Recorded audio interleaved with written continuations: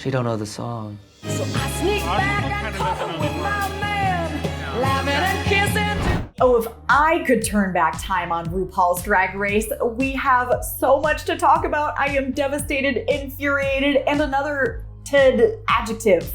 I'm Anna Rumor with PopCulture. And I'm Nick Valdez from comicbook.com. And this is Social Call, where we offer up our unfiltered opinions about RuPaul's Drag Race. And believe me, today I am getting unfiltered. I have a lot of opinions about what just happened. We're going in on episode 4 of season 16 of RuPaul's Drag Race. We're seeing these queens get sketchy with RDR Live. Nick, what did you think about these queens' attempted acting and ultimately the devastation that we faced at the end of the episode? Well, I mean, it was just a lot of heartbreak all throughout. Let me just say that clearly. So many of these queens don't have experience with humor and acting and sketch comedy. And unfortunately, it showed. These queens don't have a lot of experience with humor is you being nice and saying these queens are not funny. And I agree with a lot of it, unfortunately. Now, right off the bat, I have to say about RDR Live, backed by popular demand, is it really backed by popular demand? The writing for this sketch is never good. And there were a lot of sketches that I was like, well, what are they supposed to do with this even? But the funny queens can make something happen, and we do see some of them succeed, but we also see a lot of them really, really not succeed, including one of our faves. So should we just dive into the sketch? Yes, absolutely. It makes a ton of sense that right off the bat in RDR Live, it's like an end of the world celebration sketch, because that kind of sets the tone for the whole thing. It really does. You are right on there. We've got this QNN sketch with a Brandy Cohen and Branderson Cooper and Donna Lemon, and featuring Tsunami Muse, Morphine Love, Maya Iman LePage, and Geneva Carr. Geneva Carr is Lindsey Graham, and she does not know who Lindsey Graham is. But that we'll talk about that in a second. What did you think about the sketch in general? Were there any standouts one way or another for you? I think it was fine. The thing is, it's not the sketch that was really bad. It was just kind of getting through it. And the problem with all the queens is what they also point out with Mirage, which we'll talk about in a moment, that they were all just kind of saying what they needed to say and kind of let's get to the punchline kind of deliveries. And the only one who really stood out in the intro for me was Maya Iman LePage, who they've been talking about how she's been so reserved, but suddenly in this episode she's just kind of going wild, and that really did it for me. I was in. Me too. She gets the critique later on. They're like, well, it's a little one note, but that one note was so funny, and she had such little screen time that her just rolling around on the roof killed me. I thought she was the funniest, or one of the funniest, in this entire challenge. She was so good, and I love, this is the perfect time for her to show that she has different levels, because she is so reserved on stage, which honestly is getting to be pretty funny anyways. I mean, she's great. That Cher impression, we'll talk about that in a minute, but that was one of my favorite things of the season. She might be the funniest queen of the season. I still think about her out flipping with her cousins all the time, and I still have no idea what that means. That's someone who's just naturally funny, and that's the thing. It feels like no one's told her that she's funny, and I feel like through the competition she'll figure out that she really has those talents, and I can't wait to see. Unfortunately, it's kind of the opposite case for Mirage, who got the hosting gig through, I don't know if it was shady dealings. It felt like it. That, you know what? During this back and forth between her and Saphira about who's going to be the host, I feel like Saphira had a moment of being you know what? I'm good at this. Why do I care what I do? I'm going to do a good job. You want the hosting gig?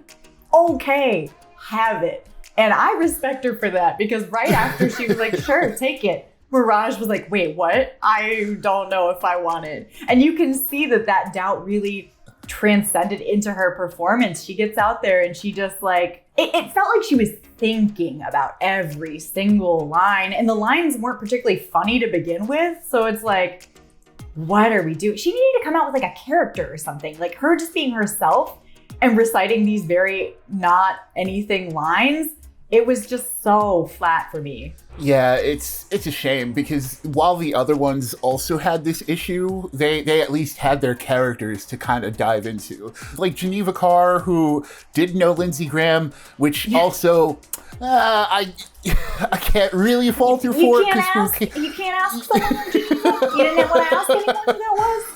You just put on a little short Guy Fieri wig and got the saxophone. It was kind of funny to me, but it was, you know, it was not quite it. That's the thing too, because like even if she didn't know it, like you know, just make up something and just pretend, and then make that interesting enough to kind of play it off. Because RuPaul's been forgiving of that kind of stuff in the past, right? As long as you're just entertaining, and it was the same case for Mirage, who just did not bring that energy, unfortunately. And it kind of stands out, especially when you get to Megami and Plain Jane right after.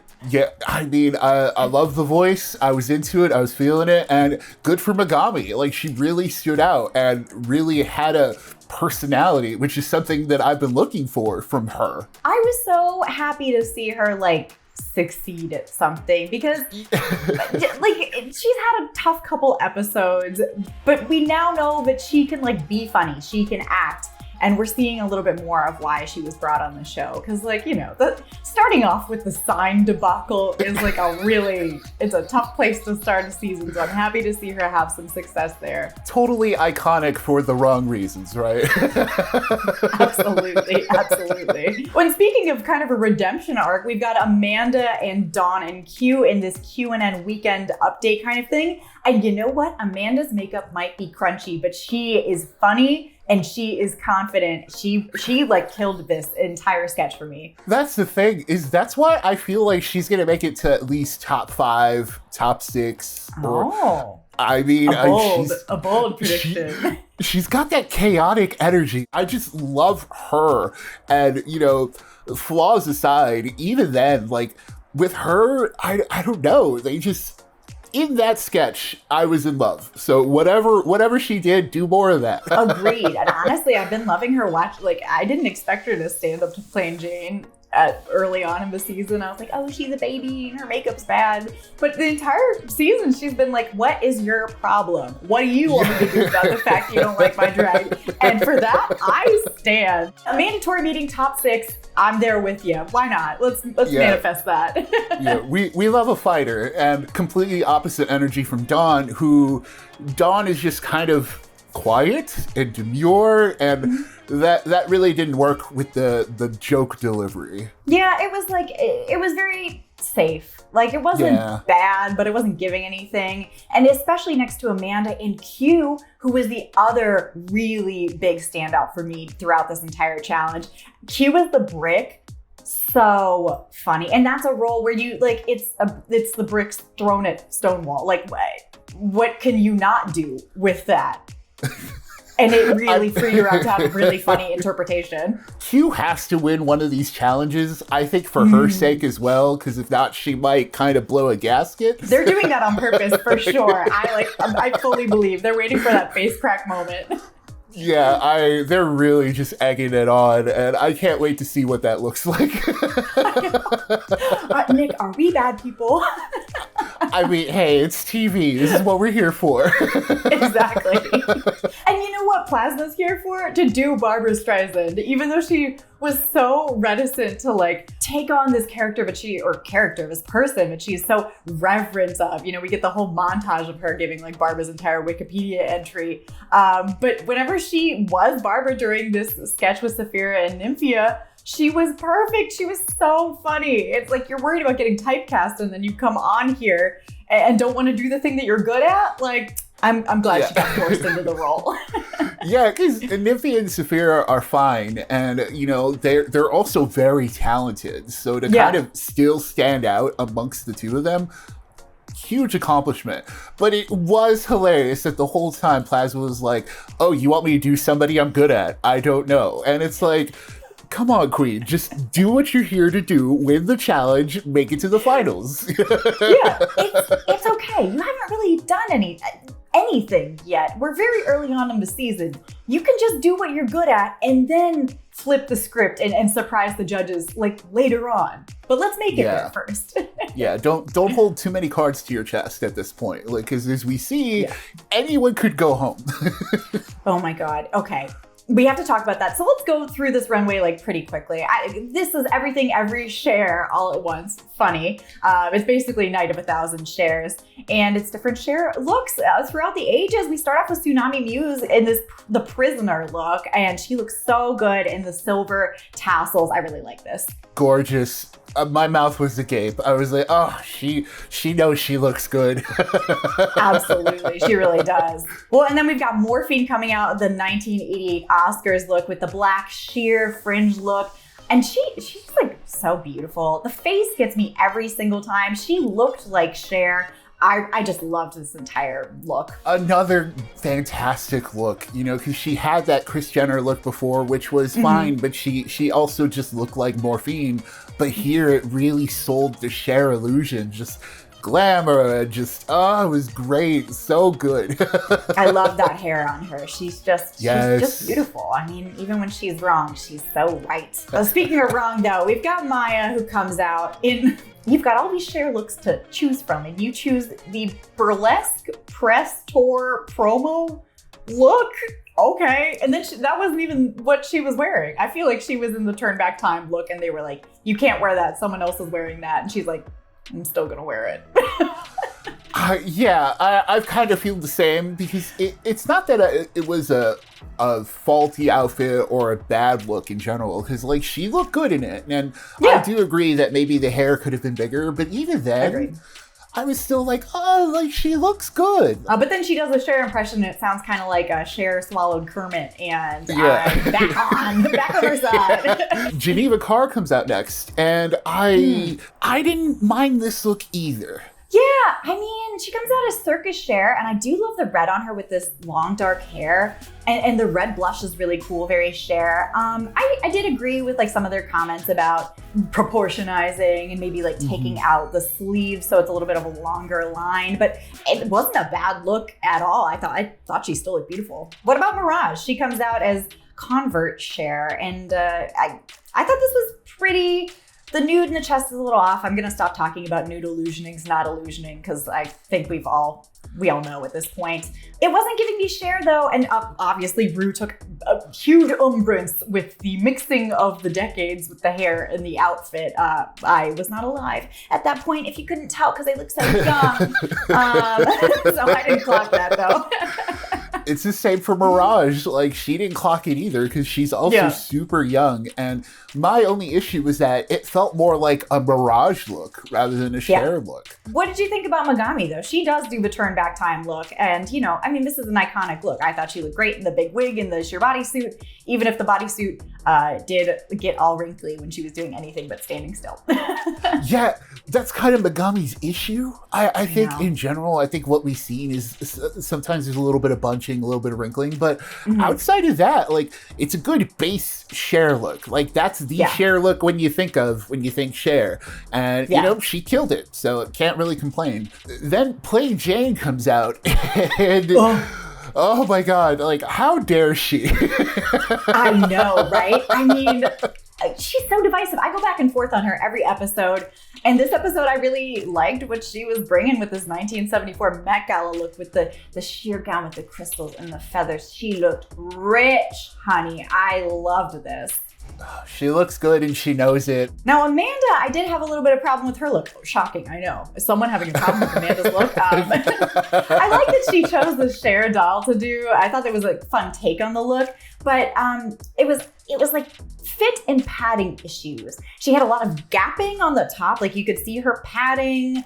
And then her makeup, she needs to extend that makeup to the body or match a little bit better, because it was like tan and pale. And whomst among us has not done that before, but I'm not on that race. Yeah, like that's the thing. She's got a great body, but it really needs a touch up. Those camera lights, and they just do no favors. And I loved Dawn's mod share look. I thought this was a fun take. She took like a black and white photo and added her own color palette to it. Again, this does just look like Dawn. Dawn is Cher. I would love to see her change it up like a little bit just once to know that she can do it, because I know she can do it. She's so good at makeup. Colors were cute, but I almost wish she did the black and white, because Dawn already looks good in like these black and white looks, and she does this black and white pale-ish makeup.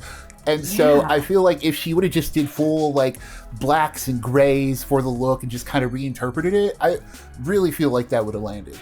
That would have been such a serve. I love that idea. Ooh, creative director over here.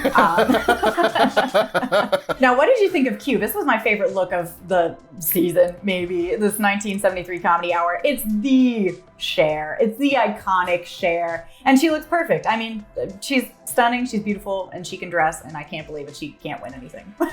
I think you said everything I wanted to say. Plasma looked great too. She comes out in this Met Gala from 1985 look. There's a little wrinkling there, but I thought she looked great. I don't have a ton to say about this look though. Same here. I like this darker tone Plasma, and I hope she's got more of that to play with in the future, because this like black, and it really looks good on her. And speaking of looking good, we've got Nymphia Wind, who comes out in this like Egyptian goddess Cher look, and she's just beautiful. I mean, there's absolutely nothing wrong with this. She's stunning, and I loved her makeup and her wig. She looked great. Yeah, no notes. No notes. No one's giving her notes. I'm not giving Saphira notes either. She comes out as Vegas Cher, and I'm like, with this and the pumpkin, how much luggage did this woman bring? Because she looks amazing. Oh my God. How do you take that look and elevate it even further? Like, how did she do that? Oh no. We're going to watch her all the way to the finals. Like, absolutely. Absolutely. Yeah, definitely winner contender. Speaking of winner contenders, we've got our tops and bottoms for the week. In the top, we've got, alongside Plasma, who's our winner, we've got Plain Jane and Q, who, again, I'm waiting for that face crack. And then in the bottom, we've got Geneva, Mirage, and Maya, who, I thought that was probably the right bottom three. Yeah, it made sense. It's then that we break our own hearts, because it's Mirage and Geneva who end up lip syncing to Dark Lady. And while Mirage is slaying the dancing, she doesn't know the words. Not a single word, Nick. She doesn't know any of them. Not even Dark Lady. So not even the name of the song. And I have many feelings about it, because she's so young. I can't really fault her for not knowing every single word of a Cher song. I know that sounds like blasphemy, because Cher is Cher. And I know they get these songs ahead of time to practice and et cetera, but if you don't know it, you're not going to know it. It's just such a faux pas that she didn't know a single word, regardless of how entertaining it was, regardless of how many times we've seen Geneva. Mirage was ultimately sent home and broke down in tears, and as she cried, everyone cried. We were crying. I cried real tears. I was so, I'll cry if someone's crying in general, but she just was so heartbroken. She's got so much promise. She's such a fan favorite. She's coming back for All Stars, obviously. Yeah. But it was so sad to see her get to that home, and it was sad to agree to. I mean, maybe if she hadn't said in Tuck that she didn't know any of the words, it would have been Geneva and Maya lip syncing. But production does love to throw a little monkey wrench in there. So yeah, she had to go home. I am crying, screaming, throwing up. Devastating. Well, next week we've got another awesome challenge. We're taking on Ru's discography for something. So I can't wait. No, I'm still just bitter that Mirage went home. I don't know. We'll see what they have for us next week. Do you have any last thoughts before we say farewell and go cry in the corner? I mean, we'll see her again. That's all I gotta say. Is we will see Mirage again, especially after that exit. Come on, we're getting a redemption down the line in All Stars, I don't know, 20 or whatever it is. Truly. Well, you know that even when it comes to All Stars 20, we'll be still recapping RuPaul's Drag Race with you here every week. So like and subscribe so you don't miss any videos. Head over to popculture.com for the latest entertainment news. And until next time, we will see you later.